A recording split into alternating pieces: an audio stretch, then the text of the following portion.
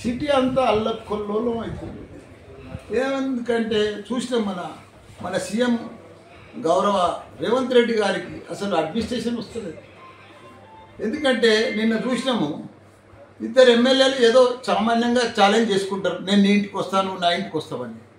కానీ విచ్చలవిడిగా ఒక తరపు నుంచి కౌశిక్ రెడ్డి గారినేమో హౌస్ అరెస్ట్ చేసిండ్రు, గాంధీ గారినేమో ఓపెన్గా విడిచిపెట్టిండ్రు. 15 కార్లల్లో ఒక పైల్వాన్లు దాదాలు విచ్చలవిడిగా నడి రోడ్డు మీద సిటీలో వాళ్ళ కౌశిక్ రెడ్డి ఇంటికి వస్తుంటే పోలీసు ఏం చేస్తున్నది, ఎవరేం చేస్తున్నారు, ల్యాండ్ ఆర్డర్ ఏమవుతుంది, ప్రజలు ఎంత ఇబ్బంది పడ్డారు.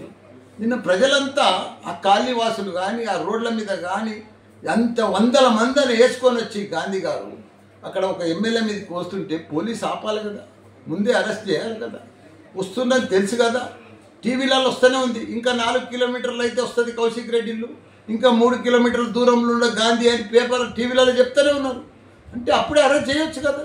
అంటే ఆయన ఇంటి మీదకి పోవాలి, గుడ్లతో కొట్టాలి, రాళ్లతో కొట్టాలి, అద్దాలని వలగొట్టాలి, ఇదంతా దౌర్జన్యం జరగాలి, అప్పుడు పోలీసు వచ్చి అరెస్ట్ చేస్తాను. ఒక ఎమ్మెల్యే మీద, ఒక ప్రజాప్రతినిధి మీద ఇంత దౌర్జన్యం సిటీలో కూడా జరుగుతుంటే ఎట్లా ప్రజాస్వామ్యం, ఎట్లా ఇందిరమ్మ రాజ్యం, ఎట్లా వీళ్ళు పరిపాలిస్తున్నారు, ఏం చేస్తున్నారు, అంతా కావాలని చేస్తే ఎంత బాధ అనిపిస్తుంది. నిన్న ప్రజలంతా కూడా టీవీల మంది ఉండి ఏమవుతుందో అని అల్ల కొల్లోలంగా చూస్తున్నారు. కానీ ఇదంతా పద్ధతి మంచిది కాదు.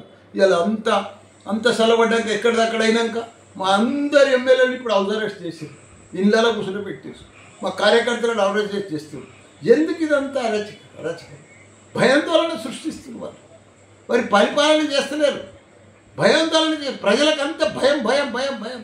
ఇప్పుడు హైడ్రా తెచ్చారు, పేద ప్రజలకంతా నోటీస్ ఇచ్చారు. అది ప్రజలంతా హైరాన్నారు హైడ్రాతో. ఎవ్వరు కూడా సుఖంగా లేరు. 9 నెలల సంది 90 ప్రాబ్లమ్స్ వచ్చేసినాయి, ఎవ్వరు కూడా నిమ్మడం లేరు. చాలా ఇబ్బందికరంగా ఉన్నది కాంగ్రెస్ ప్రభుత్వం.